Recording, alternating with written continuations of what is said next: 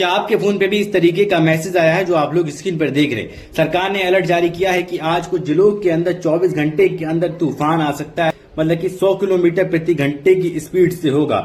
मेरे दोस्तों, बरेली, बिजनौर, लखीमपुर खीरी, मुरादाबाद, मुजफ्फरनगर, पीलीभीत, रामपुर, सहारनपुर, शामली, ये जिले हैं जहां पर तूफान आ सकता है 24 घंटे के अंदर। तो मेरे दोस्तों, एक चीज याद रखिए, सतर्क रखिए और अपनी जरूरी चीजों को अपने पास रखें और घर से बड़े जरूरी ही काम से आप लोग बाहर निकले, क्योंकि ये अब तक कई दिन पहले से भी मेरे पास नोटिफिकेशन आ रही थी, बट अभी सरकार का मैसेज आया तो आप लोग के पास तक इसका जवाब पहुंचाना बड़ा लाजमी जरूरी था।